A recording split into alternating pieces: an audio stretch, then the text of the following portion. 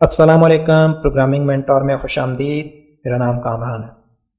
दोस्तों आज हम एक वर्डप्रेस की कंप्लीट वेबसाइट बनाएंगे स्क्रैच से, और इसमें हमने एक प्रीमियम थीम यूज़ करना है ताकि अगर आपके पास भी कोई प्रीमियम थीम है जो आपने कहीं से बाय किया है, उसको कैसे सेटअप करना है, एज इट इज़ कैसे हमने उसको इम्प्लीमेंट करना है जैसे हमें किसी दूसरी साइट पर नज़र आ रहा है। तो इंतहाई सिंपल है। चंद ईजी स्टेप्स को फॉलो करते हुए आप अपना थीम इजीली सेटअप कर सकते हैं। अगर आप ये वीडियो कंप्लीट देखते हैं तो इसके बाद आप अपनी कंप्लीट साइट बना सकते हैं। तो चलिए स्टार्ट करते हैं। सबसे पहले ये एक थीम है जो मैंने वर्डप्रेस का थीम फॉरेस्ट से बाय किया है। हमने इसको सेटअप करना है। तो फर्स्ट स्टेप में हमने इंस्टॉलेशन करनी है वर्डप्रेस की। वर्डप्रेस मैंने ऑलरेडी डाउनलोड कर लिया है, तो हम इसको इंस्टॉल करेंगे और उसके बाद ये वाला थीम जो है इसको इंटीग्रेट करेंगे। सबसे पहले हमने वर्ड डाउनलोड्स में जाना है। यहाँ पे हमारे पास वर्डप्रेस है, इसको हमने लेके आना है अपने प्रोजेक्ट के अंदर और यहाँ पे हम इसको पेस्ट करेंगे। एक्सट्रैक्ट कर लेते हैं।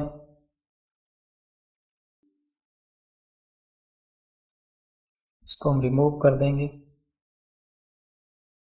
तो डायरेक्टरी हमारे पास एक्सट्रैक्ट हो गई है।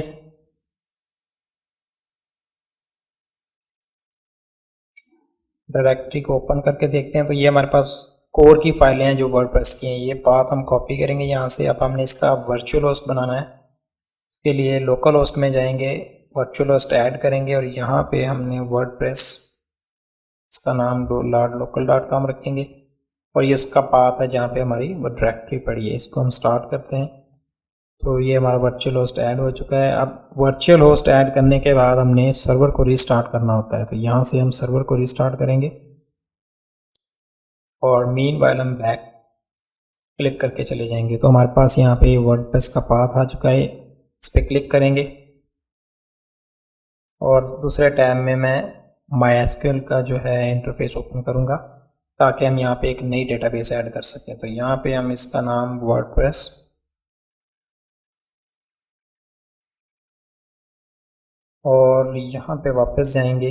अब ये हमारे पास उस वर्चुअल होस्ट के ऊपर इंस्टॉलेशन का प्रोसेस स्टार्ट हो चुका है क्योंकि हमने इसको ट्रिगर किया था। तो यहाँ से लैंग्वेज सेलेक्ट करनी है आपने, प्रीटी सिंपल। और आगे हमारे पास अब डेटाबेस की इंफॉर्मेशन होगी। तो डेटाबेस हमने ऑलरेडी वर्डप्रेस रखी है। आपने अपना जो भी नाम रखा होगा यहाँ पे प्लेस करें। यूज़र नेम जो है वो बाय डिफ़ॉल्ट रूट होता है, उसका कोई पासवर्ड नहीं होता। तो हमने ये चीज़ें सेटअप की।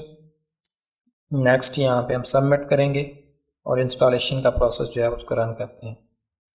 अब इंस्टॉलेशन में हमारे पास साइट इंस्टॉल हो चुकी है। कुछ इंफॉर्मेशन है जो हमने सेटअप करनी है एडमिन के लिए। पासवर्ड अभी के केस में हम एडमिन ही रखेंगे ताकि इजीली उसको एंटर कर सकें। कंफर्म करेंगे और इंस्टॉल कर देंगे। ईमेल एड्रेस ओके, तो यहाँ पे हम इसको ईमेल admin@gmail.com ये एक सा रख देंगे और पासवर्ड को कंफर्म करेंगे और इंस्टॉल कर देंगे। जी, तो वर्डप्रेस इंस्टॉल हो चुका है। हम दोबारा लॉगिन की तरफ जाएंगे, एडमिन, और इसका हमने यूज़र नेम पासवर्ड एडमिन रखा था। इसको हम यहाँ से रिमेंबर करेंगे ताकि नेक्स्ट बार बार हमें इसको लॉगिन ना करना पड़े। रिमेंबर मी की जो फंक्शनैलिटी है वो आपकी जो सेटिंग्स है उसको सेव कर लेती है कुकी में, और जब भी आप ब्राउज़र में आएंगे ये वाला यूआरएल एंटर करेंगे वो आपको दोबारा लॉगिन ही रखेगा। उसमें से आपको इन्फॉर्मेशन दोबारा देने की ज़रूरत नहीं पड़ेगी। जब तक कि आप वो कुकीज़ क्लियर नहीं करेंगे तब तक आप इसको एज इट इज़ लॉगिन कर सकते हैं, बार बार पासवर्ड नहीं देना पड़ेगा। तो हमारे पास वर्डप्रेस का इंटरफेस है यहाँ पे। अभी ये सारी चीज़ें जो हैं सिंपल हैं। पोस्ट्स ये ऑलरेडी हम लोग इसको डिस्कस कर चुके हैं पिछले लेक्चर में। तो हमने अभी चूँकि प्रीमियम थीम इंस्टॉल करना है तो यहाँ पे आप पेरेंट्स के अंदर अगर हम जाएँ तो ये वाले जो 3-4 थीम हमें नज़र आ रहे हैं ये वर्डप्रेस कोर के थीम हैं। इनमें से अगर हमने किसी को यूज़ करना है तो कर सकते हैं। ऑलरेडी ये वाला थीम यूज़ हो रहा है जो फर्स्ट है 2022। तो हमने चूँकि अपना प्रीमियम थीम यूज़ करना है तो हम वापस जाएंगे और डाउनलोड्स में मेरे पास ये थीम पड़ा है, ये वाला, ये थीम फॉरेस्ट से मैंने बाय किया। इसको हम वापस लेके आएंगे अपनी डायरेक्टरी में और वर्डप्रेस के अंदर कंटेंट, उसमें थीम्स, और यहाँ पे हम वो थीम प्लेस कर देंगे। इसमें हमने थीम को एक्सट्रैक्ट करना है और यहाँ पे हमारे पास ये दो थीम है। बेसिकली एक पेरेंट थीम है और एक चाइल्ड थीम है। पूरी फंक्शनैलिटी जो इम्प्लीमेंट की गई है इसको हम एज अ बेस लेंगे और जो चाइल्ड थीम है ये हम इस पर्पज़ के लिए यूज़ करेंगे कि अगर हमें ऑल्ट्रेशन करनी पड़ती है स्पेसिफिक पोस्ट्स के लिए या CSS लिखनी पड़ती है, उस केस में हमने पेरेंट थीम में काम नहीं करना, बिकॉज हमने ये बाय किया और अगर इसकी अपडेट्स आती हैं इन फ्यूचर तो वो हमें जो है वो अपडेट्स में लेके आनी है। हम इसको अपनी जो चेंजेस हैं उसको ओवरराइड नहीं करना चाहते, तो इस पर्पज़ के लिए हमने जो है चाइल्ड थीम को यूज़ करना है। हम इन दोनों को कॉपी करेंगे यहाँ से और वापस जाएंगे, यहाँ पे प्लेस कर देंगे। अब इसको एक्सट्रैक्ट करते हैं।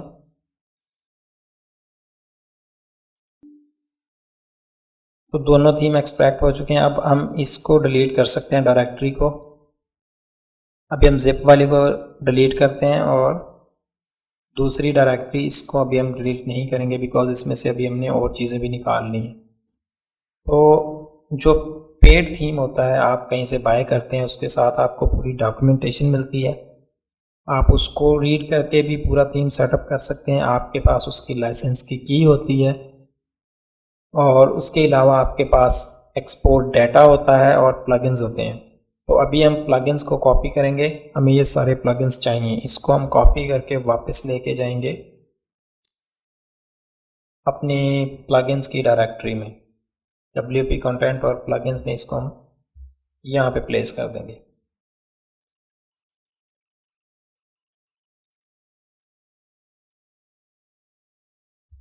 ठीक है, ये प्लगइन्स आ चुके हैं हमारे पास। अब हम वापस जाएंगे दोबारा थीम के अंदर,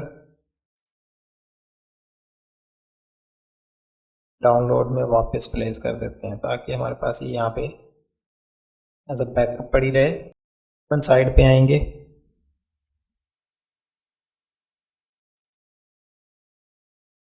इसमें हमने पेज को रीलोड करना है। तो हमारे पास दो थीम यहाँ पे आ चुके हैं। आप देख सकते हैं कि नंबर 1 पेरेंट है और नंबर 2 पे उस चाइल्ड को एक्टिवेट करेंगे तो पेरेंट जो है वो बाय डिफ़ॉल्ट एक्टिवेट हो जाएगा क्योंकि इसकी डिपेंडेंसी उस पर है। तो अगर मैं इसको एक्टिवेट करूँ तो हमारे पास ये एक्टिवेट हो चुका है। और अब ये जो चाइल्ड थीम है ये पेरेंट थीम की फाइल्स को यूज़ करेगा जो कि हमने डायरेक्टरी दोनों, अगर मैं डायरेक्टरी में वापस जाऊँ तो यहाँ पे ये हमने दोनों डायरेक्टरीज रखी हैं। तो ये पेरेंट थीम की उसको फाइल्स को एक्सेस कर रहा होगा।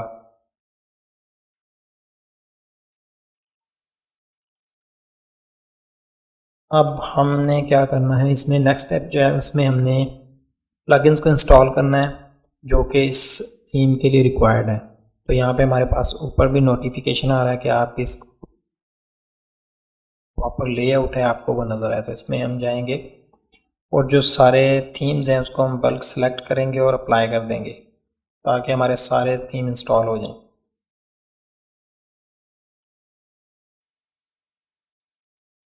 सॉरी, सेलेक्ट करेंगे और बल्क में इंस्टॉल एंड देन अप्लाई। जी, तो हमारे प्लगइन्स जो हैं वो सारे इंस्टॉल हो चुके हैं 11 के 11।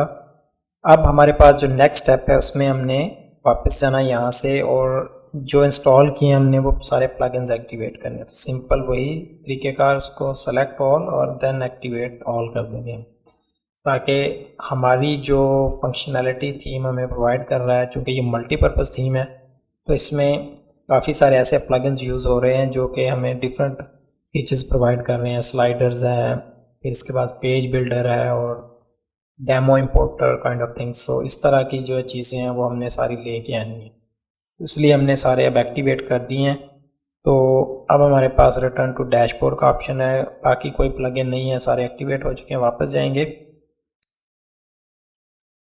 और दूसरा हम दूसरे टैब में इसको खोलेंगे, यहाँ से साइट को। तो ये हमारे पास बेहतरीन किस्म का एक लेआउट है, बट इसमें अभी कुछ डाटा नहीं है और ना ही ये वो चीज़ है जो हमने यहाँ पे खोली हुई है, बिकॉज अभी हमने वो चीज़ बनानी है जो ये हम इधर देख रहे हैं। अभी हमने सिंपल इंस्टॉलेशन की है, तो उसमें अब हमने जाना है वापस अपने डैशबोर्ड पे।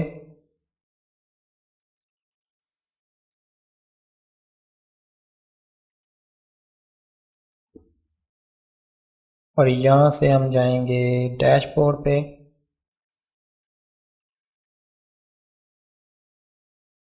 अब हमारे पास जो नेक्स्ट स्टेप है उसमें हमने डेटा इंपोर्ट करना है।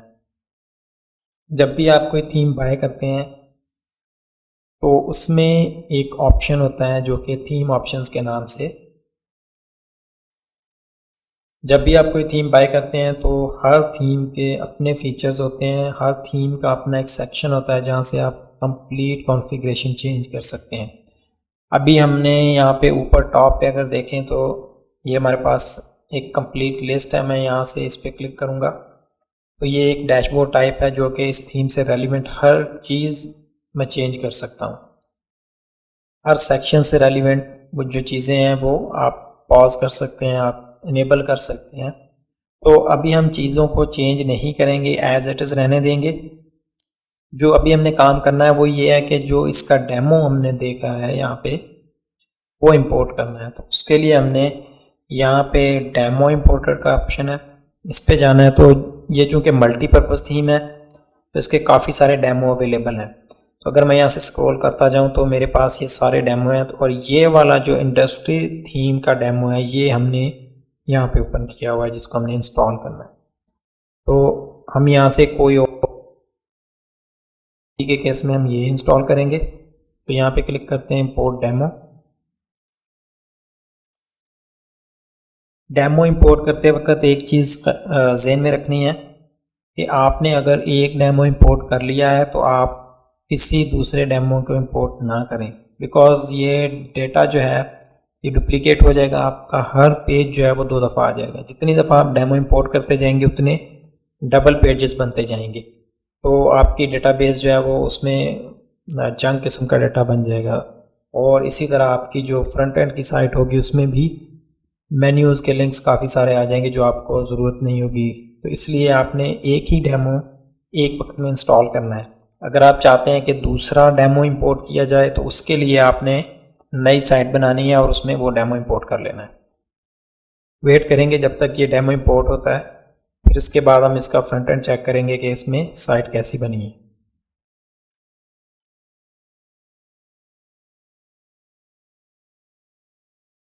जी, तो डेमो इंपोर्ट हो चुका है और यहाँ पे हमारे पास इंपोर्टेड का ऑप्शन आ रहा है।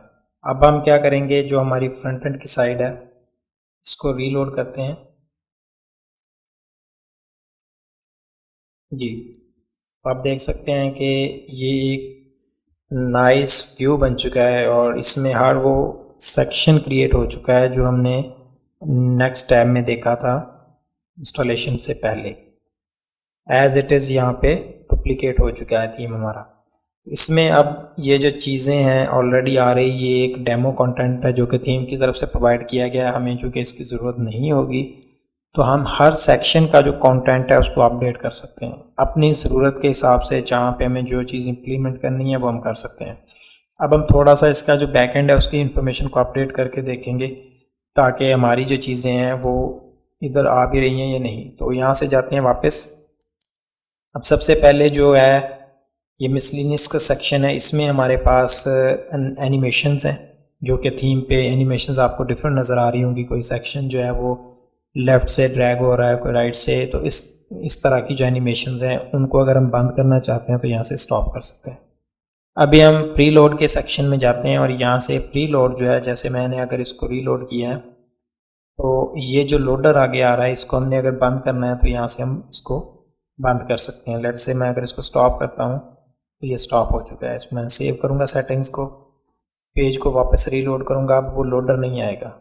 ठीक है, अब वो लोडर नहीं आया। मैं दोबारा इसको रीलोड करूँ तो वो लोडर नहीं आएगा। ये लोडर इसलिए होता है चूँकि साइट में काफ़ी सारी जीएस लोड हो रही होती है और जो डेटा है वो बाइंड होने में थोड़ा सा 1-2 सेकंड लगते हैं। तो साइट हमें पहली दफ़ा बिखरी हुई नज़र ना आए, इसलिए ये लोडर लगा होता है ताकि 1-2 सेकंड ये लोड होने में लेगा। उतनी देर में पूरा जो डॉम एलिमेंट है वो बिल्ड हो जाएगा और आपके पास एक प्रॉपर जो लेआउट है वो बना हुआ होगा, आपको साइट बिखरी हुई नज़र नहीं आएगी। तो इसको हम दोबारा इनेबल करते हैं और यहाँ से इसका स्टाइल है कि आपने लोगो रखना है या प्रोग्रेस बार होगी या जो भी है। फिर अगर आप टेक्स्ट लिखना चाहते हैं तो टेक्स्ट लिखें, उसका कलर चेंज कर सकते हैं, फॉन्ट स्टाइल अप्लाई कर सकते हैं। तो ये सारी चीज़ें यहाँ से हम सेट कर सकते हैं। इसी तरह लोगो की सेटिंग्स हैं, लोगो आप रिमूव करें, लोगो अपना ऐड करें। टॉप बार है, टॉप बार अगर हम दिखाना चाहते हैं, ये जो ऊपर हमें नज़र आ रही है ये वाली बार को बंद कर सकते हैं, ऑफ कर देते हैं और इधर से भी इसको ऑफ कर देते हैं। अगर हम इसको सेव करें तो ये बार भी हमें दोबारा नज़र नहीं आएगी। ठीक है, तो ये बार ख़त्म हो चुकी है। अब हमारे पास सिंपल एक मेन्यू है। इसी तरह ये हर सेक्शन की जो चीज़ें हैं वो यहाँ पे दी गई हैं। हर ये जो सेक्शन बना हुआ है ये हर थीम के अंदर, जैसे मैंने बताया कि अवेलेबल होता है। तो जो प्रीमियम थीम है उसका फ़ायदा ही यही है कि आपका टाइम बचता है, आपको ज़्यादा इम्प्लीमेंटेशन नहीं करनी पड़ती, आप सिंपल थीम बाय करें। अब जो मेन काम होता है वो आपको थीम का सेटअप करना आना चाहिए कि आपने उसकी चीज़ों को कैसे सेटअप करना है। चूँकि ये इतना टेक्निकल नहीं है, सिंपल है, आप स्टेप्स को फॉलो करें और आप ये सारी चीज़ें खुद से सेटअप कर सकते हैं। तो ये है कि आप इसके एडमिन से पूरी साइट को कैसे कॉन्फ़िगर कर सकते हैं। इसमें हमने चाइल्ड थीम को यूज़ किया है। अगर आप लेट्स से फ्यूचर में कोई अपडेट आती है और उसको दोबारा थीम को अपडेट करने जा रहे हैं तो आप थीम को अपडेट करें बेखौफ हो के, उसमें आपकी साइट पे कोई इम्पैक्ट नहीं पड़ेगा, बिकॉज हमने जो अभी एक्टिवेट किया हुआ है वो चाइल्ड थीम एक्टिवेट किया हुआ।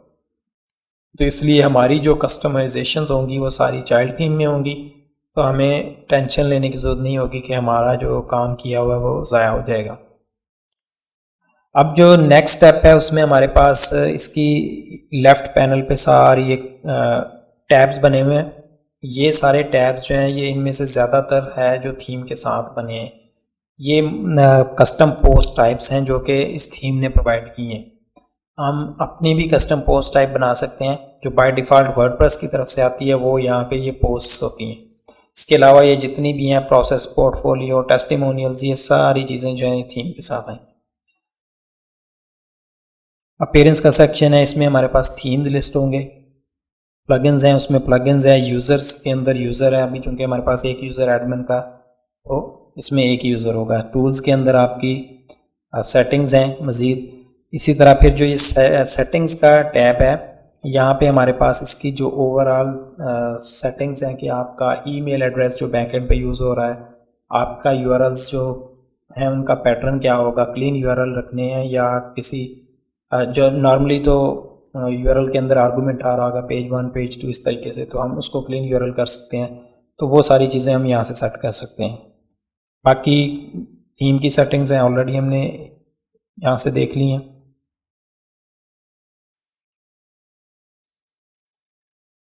तो ये है जी हमारा थीम सेटअप करने का तरीका। अब चूँकि हमने ये लोकल पे सेटअप किया है, जब आप अपने पास इसका कंप्लीट सेटअप लोकल पे कर लें, हर चीज़ आपकी परफेक्ट हो जाए, तो आप इसको एज इट इज़ एक्सपोर्ट करें और अपने जो सर्वर जहाँ करना है, तो डिप्लॉय करने के चंद सिंपल स्टेप्स हैं। उसमें कोई ऐसी रॉकेट साइंस नहीं है।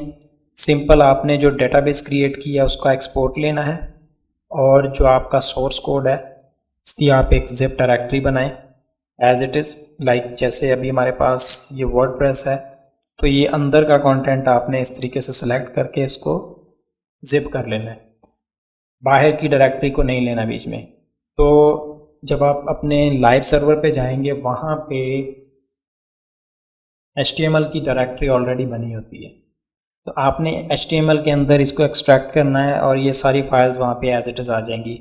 किसी भी सर्वर का रूट जो है वो बाय डिफ़ॉल्ट HTML का फोल्डर होता है, उसके अंदर जो भी फाइल पड़ी होगी वो आपका वो रूट कंसिडर होगा। तो यहाँ पे हमारी इंडेक्स की फाइल हिट होगी और आपकी ये साइट चलना शुरू हो जाएगी। तो डेटाबेस अगर आप कॉन्फ़िगरेशन चेंज नहीं करना चाहते तो ये जो आप लोकल पे आपने जैसे नाम रखा था, लाइव पे भी वही नाम रखें, तो आपको कोड में कोई चेंज करने की ज़रूरत नहीं पड़ेगी। सिर्फ आपने जो चेंज करना होगा वो यूज़र नेम पासवर्ड होगा जो कि डेटाबेस का होगा। तो उस चीज़ के लिए हमने wp config की जो फाइल है इसमें चेंजेस करने होते हैं। अगर मैं इसको ओपन करूं तो मेरी डेटाबेस, यूज़र नेम, पासवर्ड, सारी चीज़ें जो है ना वो इसी फाइल के अंदर मेंशन की होंगी। तो यहाँ पे डिफाइन हुआ है डेटाबेस नेम वर्डप्रेस है, इसी तरह यूज़र रूट है और हमने पासवर्ड नहीं मेंशन किया हुआ। तो जब आप लाइव पे डिप्लॉय करने जाएंगे तो आप डेटाबेस यहाँ से चेंज करें, यूज़र नेम और पासवर्ड अपडेट करें। अगर आप किसी RDS पे डेटाबेस रखना चाह रहे हैं एक्सटर्नल सर्वर पे, तो लोकल होस्ट की बजाय आपके उस सर्वर का IP होगा जहाँ पे आपकी डेटाबेस पड़ी होगी। तो आपने यहाँ पे IP लिखना है और उसकी ये सारी कॉन्फ़िगरेशन कंप्लीट हो जाएंगी। इसको सेव करें तो आपकी साइट चल जाएगी। तो इन चंद स्टेप्स को फॉलो करते हुए आप एक कंप्लीट वेबसाइट बना सकते हैं। कंटेंट को चेंज करें, दैट्स इट। वीडियो अच्छी लगे तो लाइक करें, शेयर करें, चैनल को सब्सक्राइब करें ताकि आने वाली वीडियोस की नोटिफिकेशन आपको बर वक्त मिल सके। Thank you.